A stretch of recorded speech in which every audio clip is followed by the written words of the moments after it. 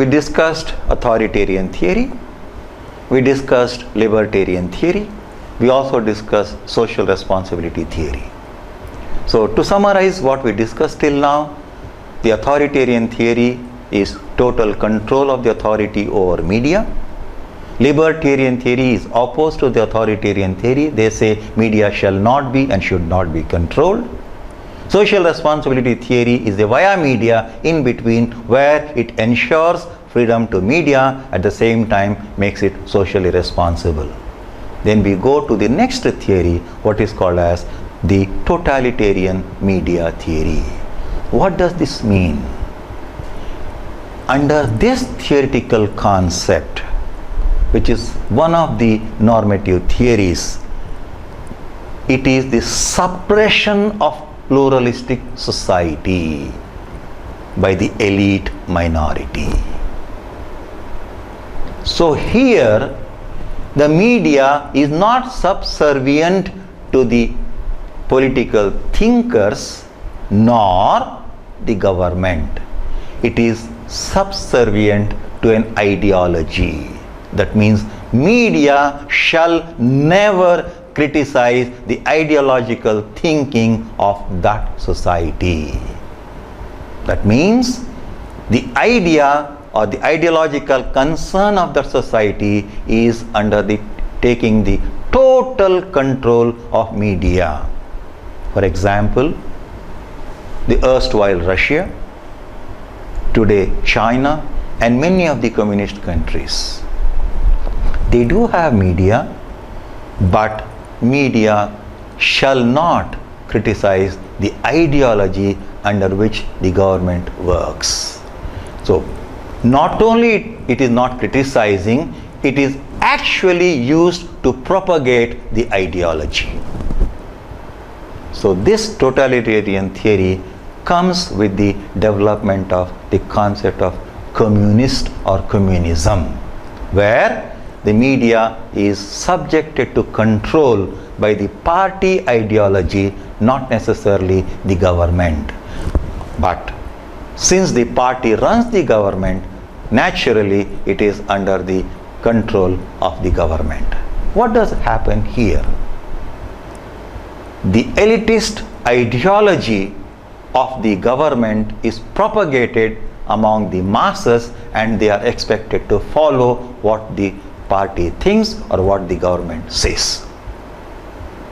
And the most famous example I can give you is the Nazi thinking of Adolf Hitler, and which propagated and which brought in propaganda against the Jews. And you have seen millions and millions of Jews massacred by this party ideology. So Russia, China, to a certain extent countries like Cuba, and many of the countries which come under the communist ideology or thinking, they have this totalitarian theory which controls the media. Then following this theory, we have a very peculiar theory. Probably you will enjoy this, what is called a theory of civic journalism. What is civic journalism? Here the media practitioners say, though media is reporting what is being observed or what is being told, it is the responsibility of every citizen, the conscious citizen in the society, to report as well. So this is the beauty of civic journalism. So what happens in practice? The practice is every single responsible citizen in the country has the right to report and say what exactly is good or bad for the society. I mean, it doesn't mean that government or someone is going to accept, but as a single individual, me as a single individual, one among you can practice civic journalism. And probably you might be seeing some very good programs in news media, particularly in television shows, the major news channels. They have what is called a citizen journalist. Who are they? They are the common people who pick up a situation in their own place in their own community and report about the failure of the government to do certain things, or expose the problem so that the society by and large understands what the problem is all about. So this is how the theory of civic journalism originated, where media says media is doing its job. At the same time, it is the responsibility of the citizens in the society to report matters which can be brought to the notice of the government, which can be brought to the notice of the media as well. In fact, there are many stories which are available in media today, which is brought out by the civic journalist, or what is called as citizen journalist.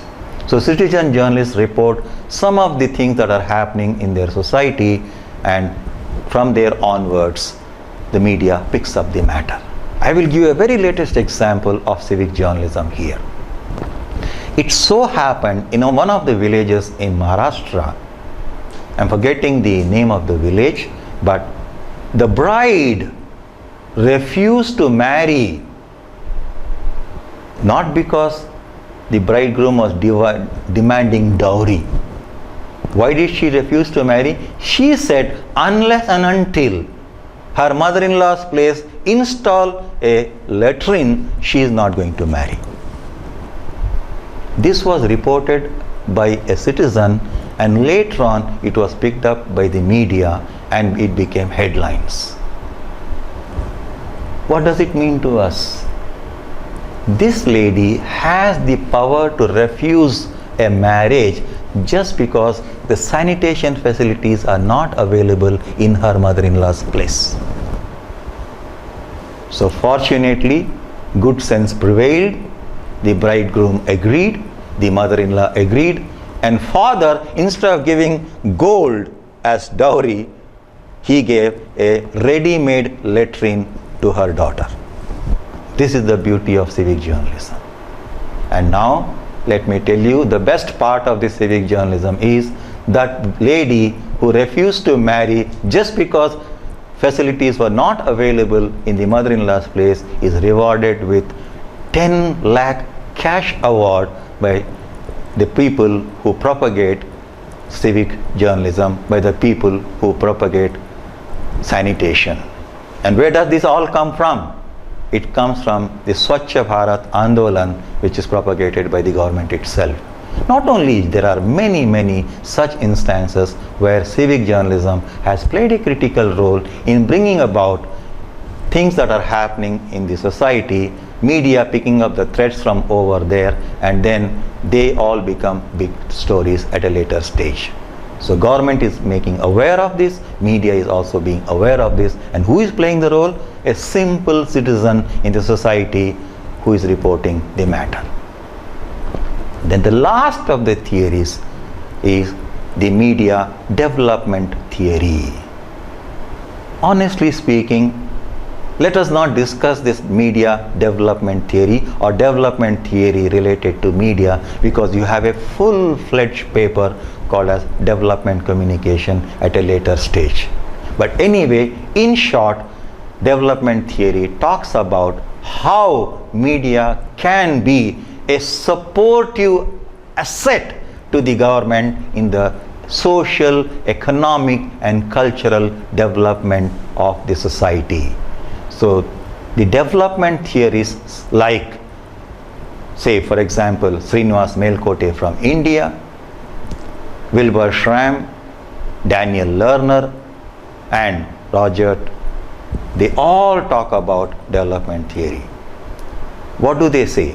They say media should play a supportive role to help the development of the society itself.